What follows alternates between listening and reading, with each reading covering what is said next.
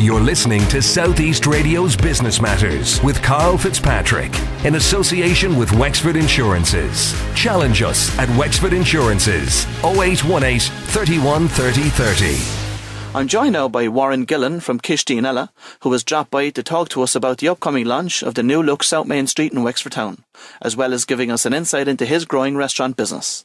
You might start by telling me a bit about your own background, please, Warren. Yeah, well, I'm originally from Dublin. I moved to Wexford in 1992. My parents bought a pub called The Beaming Girl on North Main Street in Wexford, and I took an interest in the food.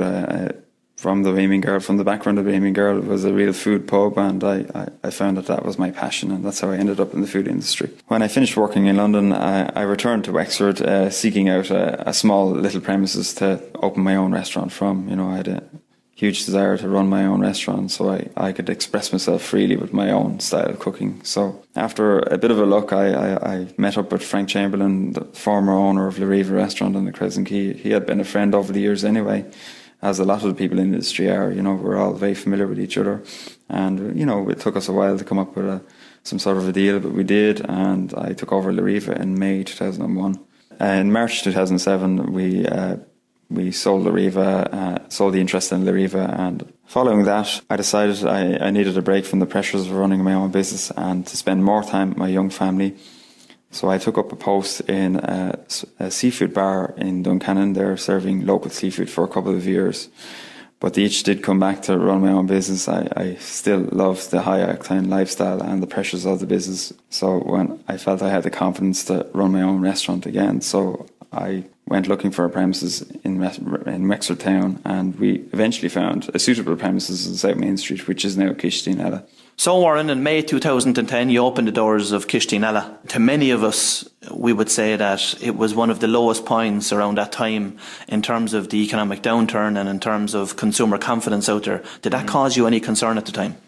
Yes, we did have concerns, but, you know, I was highly motivated to open my own restaurant, and I felt that the consumers needed to get value and that people always have to eat, and that we were going to offer a product that was always going to be affordable to people.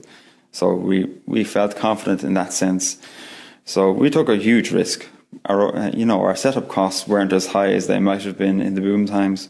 So we worked day to day and week to week. We bought daily, sold daily, and did our calculations every week. And if we weren't in a deficit situation by Saturday night, we opened up on Monday morning, and that's how we worked it. One of the reasons I asked you to come into the studio this morning to speak to our listeners is in relation to Spree Shride, which is a series of events that's taking place next Saturday on the South Main Street in Wexford. Tell me a bit about the background to that, please. Spree Shride, which means street fun, is an initiative driven by all the local traders in South Main Street. Basically, it's a day out, a family day out. Now, the idea of it came from Paul Fox. He sent out flyers to all the local businesses, asked people were they interested in doing something to mark the opening of the new South Main Street. So we had a meeting in a local pub and we discussed it, and a small committee was formed out of that meeting, which I'm a member of. And from then on, we drove the initiative of Spree Shride, which means street fun, and in conjunction with the local traders and with their support and ideas and help and everything else. And, you know, it's going to be a fantastic day out. It's a great way to announce the new arrival of South Main Street as a major force in the trading business of Wexford. For the benefit of those that mightn't have been on the South Main Street for the last 6 months, what has changed there? Yeah, well, a lot has changed. Yeah, basically, it's a new look South Main Street. There's a lot brighter, wider paths, you know, a new road, with a lovely finish on the street. You know, you can actually walk on the path without breaking your neck now. So it's a new look street. It looks like the rest of the town now. It doesn't feel left out anymore. Talk me through the process in terms of what has happened and the collaboration between the traders to get this event and the series of events organised. We set up a small committee, you know, obviously with the approval of all the traders. And what we've done then is obviously we had to organise some funding. This is going to cost a little bit of money to do, which all the 65% of the traders have contributed towards this, which is a fantastic return on any type of an event at all. And what's the objective of Spree Shride? There's a very clear objective for Spree Shride. Basically, is we want customers to come down to St Main Street and see what a great shopping area it is. So we want the traders and the shoppers to meet and to see what's available inside Main Street. There's 70 businesses inside Main Street and a wide array of businesses with great value offers in all of the shops. So it's an opportunity for people to meet the traders inside Main Street and vice versa. So, and to see the New Look Street too. So I think it's a great opportunity for families to come down on Saturday the 1st. And on that particular day, we'll have loads of events and prizes and raffles, and it's going to be a great festive day out for all involved. I know the action kicks off there at 10 a.m. next Saturday morning. Tell me about some of the events that are taking place on the day. 10 a.m. Yeah, there's a charity race on at 10 a.m. and there's face painting on all day. There's local musicians and buskers. There'll be buskers strategically placed throughout the street, and then we'll have music on a small raised platform in the middle of the street as well. We'll also have kind of characters on the street, entertaining the children. We have local martial arts clubs doing demonstrations. Lots of special offers in the shops. We'll have food available from various establishments. So Warren, who's looking after the official opening on the day? Well, the Wexford Mayor will be opening this event at 2:30 in the centre platform there on the South Main Street, and we have a special guest on that particular day as well. Well known from his exploits over in London 2012 Olympics. We'll have Billy Walsh, from the boxing coach from the Irish Olympic team. He's kindly given us his time to come over and mark the opening of South Main Street, which is fantastic for the traders and the people of Wexford. Music and festivities will resume then at 3 o'clock. Warren, I know that from speaking to a number of traders on the South Main Street over the last number of months, while that work was being undertaken, that they had some concerns over it because they had noticed a drop in income in that. What are their thoughts on that now? Yeah, I'm glad you asked that question, Karl. There was a lot of concern amongst the traders because the street was like a building site for a long period of time, and trade had dropped. We noticed that ourselves. But I feel that we all understood that it was short-term pain for a long-term benefit, and you can see now the street is taking shape. And with this Shroud event, we can launch this South Main Street to be a great trading area, and for the future it'll be a fantastic shopping area as well. So I feel that the traders felt positive, and they understood what was needed, because it's been a long time coming, and it's the South Main Street really needed its facelift, and now it's got it. So we want to move forward positively, and we want to trade ahead and be positive in these austere times. How closely do the traders work in general on the South Main Street? I have to say, I'm on South Main Street, trading on South Main Street since May 2010, and there's phenomenal support amongst the traders. Amongst each other, we support each other, as in we all trade amongst each other, and there's a great feeling of oneness amongst the community and a great community feeling, and that's great, and hopefully that will transfer across on the Spree Shroud Day, the sense of community, kind of an old-fashioned ideal, which is lovely to see. And I'm delighted to be part of South Main Street, and it's a real thing, and it's lovely to see that oneness on the street.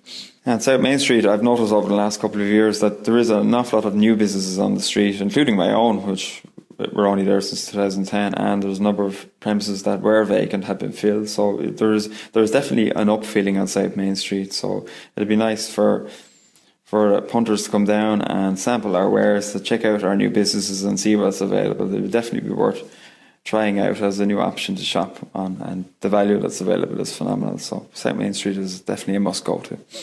Well, they certainly sound like great events taking place next Saturday on South Main Street. So look, I'd encourage our listeners to go along and sample out some of the businesses on the street on that particular day. The events are taking place from 10 a.m. to 7 p.m. And as you say, the famous Wexfordian Billy Welsh will be there on the day. Now, Warren, I'd like to have a chat to you at this stage in relation to Cistin Eile. You opened the doors back in May 2010. A bleak period of time in economic history in this country. People with very, very low consumer confidence out there. Were you feeling that yourself before you opened? How sensitive to that were you? I was very in touch with the feeling at the time. We absolutely knew how people felt. But, nothing ventured, nothing gained. You have to take a chance, and that's what I do. I'm a cook. I belong in my own restaurant, cooking my own food. And I'm always willing to take a risk, for the better good, And it's my livelihood as well. Tell me about the first 12 months in business. The first 12 months were very interesting, I have to say. a few surprises along the way as well. We didn't think that our lunch trade would go so steady, and it was very steady, I have to say. It wouldn't be anything in comparison to what it is now. It's phenomenal now. We're doing triple the numbers that we did originally in our first year now for lunch. But our nighttime trade was a little bit disappointing. I just think that the profile of the business hadn't got out there. We didn't have an advertising budget, so we were kind of ploughing a very lonely furrow there. I think that the people didn't realise that we were an evening restaurant as well. So it took a little bit of time to build up our nighttime trade. But, it's very solid now, and I think we built firm foundations. We didn't happen overnight. We built it up over a period of time, and it seems to be going steady now. But, we'll never rest on our laurels. We'll always be ploughing forward and trying to improve. At any stage during the first 12 months, Warren, was there any period that you felt threatened for the business itself? Yes, Karl, we did at one period. We traded from day to day and from week to week, and for the first few months, we were managing just about keep our head above water, which is fine for a new business. That's adequate. But when the snow came that Christmas, the Christmas of 2010, it really ravaged our business. We had a lot of Christmas bookings, which we thought was money in the bank, but it wasn't, obviously. And it was awful. That it was a very scary time. Our cash flow nearly hit zero. Our heating bill went through the roof, obviously, with the temperatures out there. It was very dodgy times.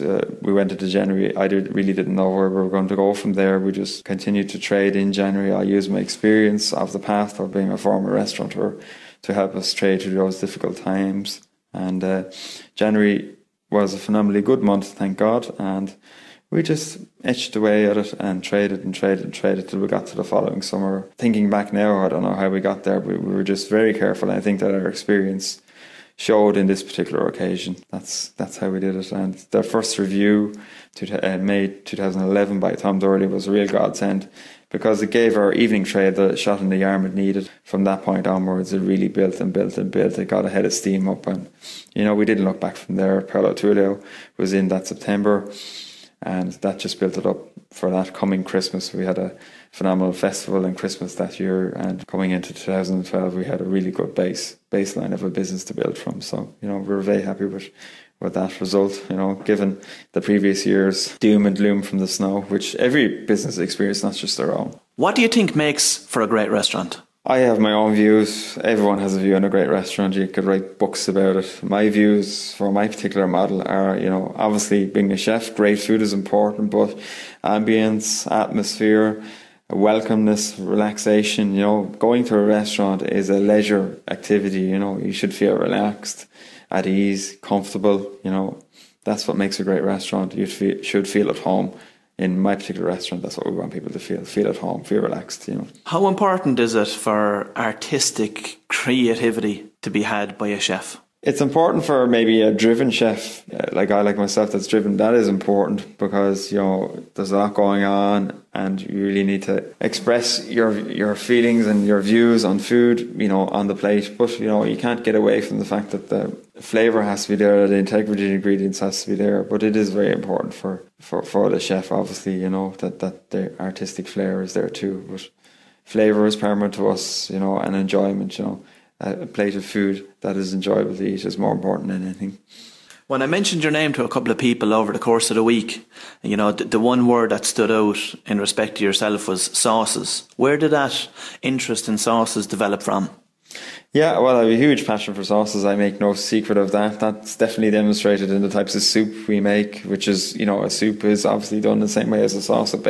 Layers and layers of flavour in a soup. And so, I when I was a young college student in catering college, we were assigned a project to do with any food ingredient or any food method. So I chose to go with sauces. I got a book from an old friend about Augustine Escoffier, a great French chef, and he documented all the classical sauces, which take days to make. Now, what I've done is I've added a modern approach, a lighter approach, a healthier approach to classical sauces with my own twist, using local ingredients, and they certainly do add, a different layer of flavour to each dish, and we work with different flavours: the sweet, the sour, the salty.